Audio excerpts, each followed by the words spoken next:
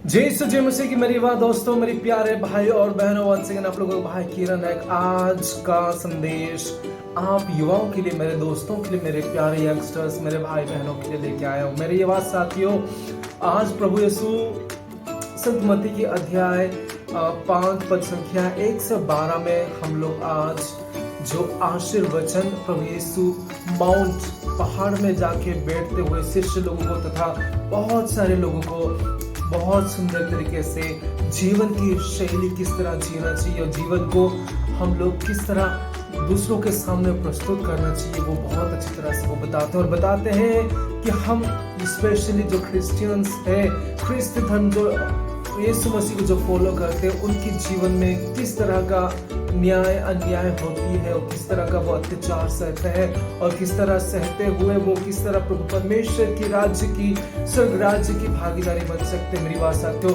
उसके बारे में आज प्रभु यीशु हम युवाओं को तथा हम क्रिश्चियन भाई बहनों को आज बताते हैं। आप लोगों के सामने मैं आज का ये वचन सुसमाचार पढ़ के सुनाना चाहूंगा और उसके बाद हम लोग इसके ऊपर थोड़ी मनन चिंतन करेंगे और देखेंगे कि प्रभु यीशु का ये वचन, ये संदेश हम लोगों के जीवन में प्रैक्टिकली कितना काम कर सकता है। मेरी बात साथियों, मैं आप सभी को आमंत्रित करता हूँ आज का ये पवित्र संदेश प्रभु यीशु की सुसमाचार को सुनने के लिए। तो हम लोग आज पढ़ेंगे जो आज कैथोलिक कैलेंडर के हिसाब से, हमारे कैथोलिक समाज कैलेंडर के हिसाब से संत मत्ती के अध्याय 5 पद संख्या 1 से लेकर 12 तक हम लोग पढ़ते हैं। तो आइए आज हम लोग आज का सुसमाचार सुनते हैं। आशीर्वचन। ईसा यह विशाल जनसमूह देखकर पहाड़ी पर चढ़े और बैठ गए। उनके शिष्य उनके पास आए और वे यह कहते हुए उन्हें शिक्षा देने लगे, धन्य है वे जो अपने को दीनहीन समझते हैं, स्वर्ग राज्य उन्हीं का है। धन्य है वे जो नम्र हैं, उन्हें प्रतिज्ञा देश प्राप्त होगा। धन्य है वे जो शोक करते हैं, उन्हें सांत्वना मिलेगी। धन्य है वे जो धार्मिकता के भूखे और प्यासे हैं, वे तृप्त किए जाएंगे। धन्य है वे जो दयालु है, उन पर दया की जाएगी। धन्य है वे जिनका हृदय निर्मल है, वे ईश्वर के दर्शन करेंगे। धन्य है वे जो मेल कराते हैं, वे ईश्वर के पुत्र कहलाएंगे। धन्य है वे जो धार्मिकता के कारण अत्याचार सहते हैं, स्वर्ग राज्य उन्हीं का है। धन्य है तुम जब लोग मेरे कारण तुम्हारा अपमान करते हैं, तुम पर अत्याचार करते हैं और तरह तरह के झूठे दोष लगाते हैं। खुश हो जाओ, खुश हो और आनंद मनाओ, स्वर्ग में तुम्हें महान पुरस्कार प्राप्त होगा। तुम्हारे पहले के नबियों पर भी उन्होंने इसी तरह अत्याचार किया। प्रभु का पवित्र सुसमाचार है। ईश्वर को धन्यवाद। मेरी बात साथियों, ये सारी वचन को जब हम लोग पढ़ते हैं, सुनते हैं, समझने की कोशिश करते हैं, तो एक ही चीज हम लोगों के सामने आती है कि प्रभु यीशु एक ही बात बोलते हैं कि हम सभी को ईश्वर की राज्य प्राप्त करने के लिए खुद को हम त्याग देना है। खुद को हम परिस्थिति के सामने रखते हुए, पवित्र बनते हुए, नम्र बनते हुए, धैर्यवान बनते हुए हम समाज को, सोसाइटी को फेस करते हुए हम अपना जीवन को आगे लेके चले। हर प्रकार के अत्याचार मुसीबतों को सहते हुए एज ए क्रिश्चियन, ख्रिस्ती होने के नाते हमारा जीवन किस तरह होनी चाहिए, ये प्रभु यीशु आज बताते हैं। और जब हम ख्रिस्त होने के नाते जो कुछ भी हम लोग करते हैं, वो हम लोगों के लिए कितनी आशीष में बदल जाती है, करुणा में बदल जाती है, शक्ति सामर्थ्य से बदल जाती है, परमेश्वर की कृपा में बदल जाती है हमारे लिए। वो आज यीशु मसीह कहते हैं। कितना सुंदर वचन है। 1 से लेकर 12 तक हम लोग पढ़ते हैं। बहुत सारी वचन यहाँ पे कहा गया है। वो कहते हैं स्वर्ग राज्य धन्य है, अपने को जो दीनहीन समझता है, स्वर्ग राज्य उन्हीं का है। मतलब क्या? खुद को घमंड ना करते हुए, प्रभु के सामने नम्र बनते हुए, प्रभु का कार्य करते चलने वालों को प्रभु परमेश्वर, प्रभु यीशु हमारे मुक्तिदाता कहते हैं कि उन्हीं का स्वर्ग राज्य है जो खुद को दिनहीन समझते हैं, प्रभु के सामने आगे। धन्य है वे जो नम्र हैं। खुद को नम्र बनाना, खुद को छोटा मानना, खुद को छोटा मानना मतलब नेगेटिव सेंस में नहीं मेरे दोस्तों, खुद को आराम, खुद को सबसे अच्छा समय पे, सबसे अच्छा जगह पे, सबसे अच्छी बात जो उठाता है, जो प्रभु के लिए अपनी आवाज़ उठाता है, खुद को समझते हैं, समझदार होते हुए, खुद को दिखावा ना करते हुए, नम्र बनते हुए जो कार्य करता है, उनको प्रभु परमेश्वर बोलते हैं कि प्रतिज्ञा देश स्वर्ग राज्य उन्हीं का है। धन्य वे जो शोक करते हैं उन्हें सांत्वना मिलेगी।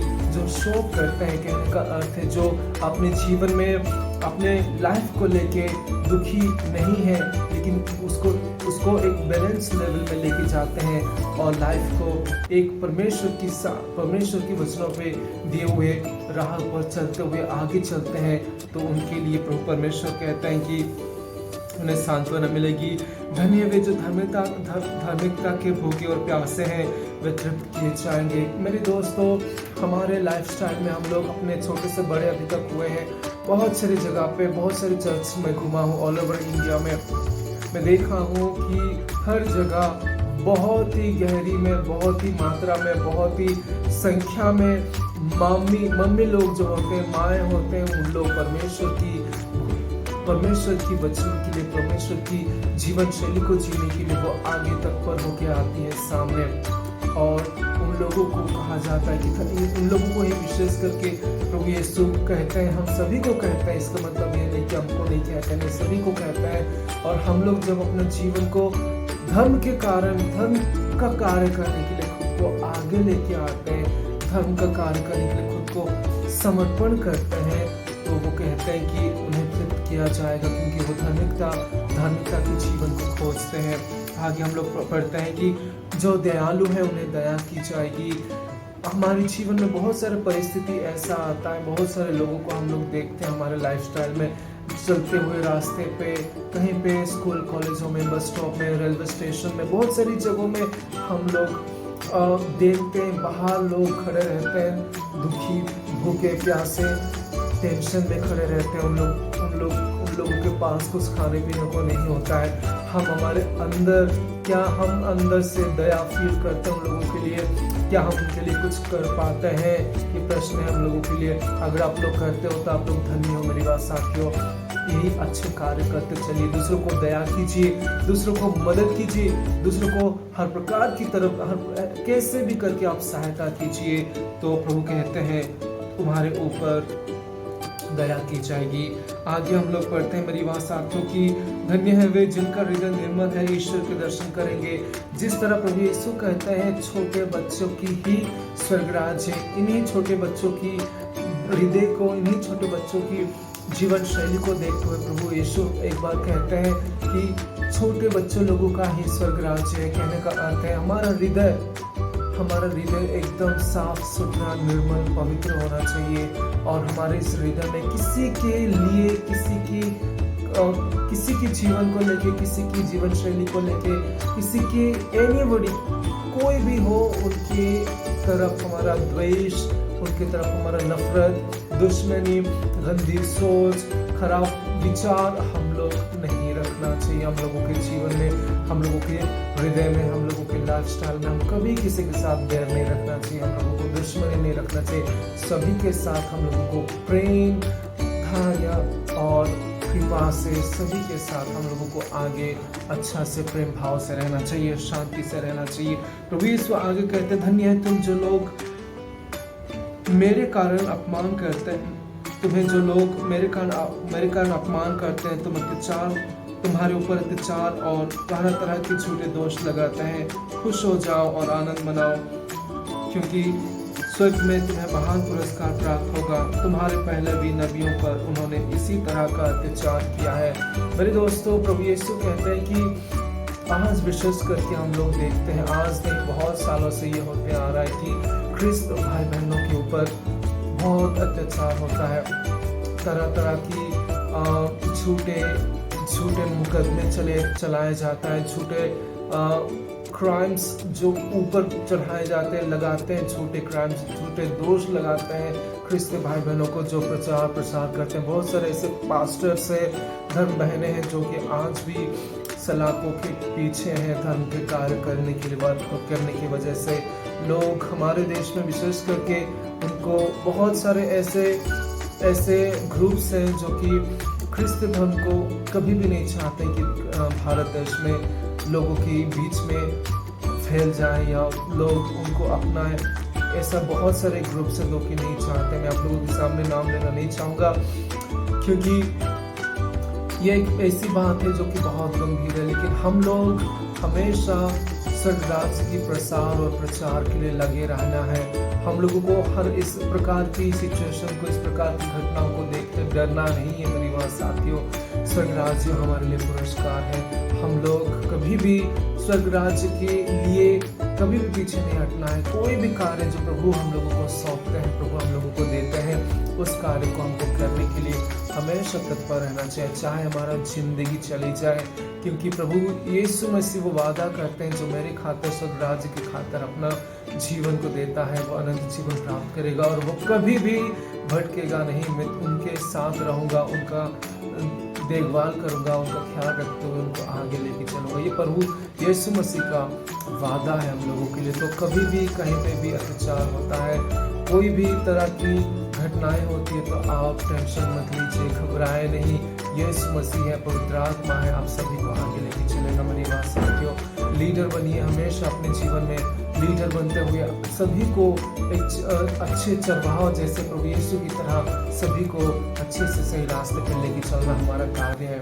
वी आर लीडर्स, हम लोग सैनिक है जो हमारे लोगों का सुरक्षा, हम लोगों की धार्मिकता का जीवन को अच्छी तरह से अच्छी राह पर लेके जाने का हमारा जिम्मेदारी है मेरी बात साथियों।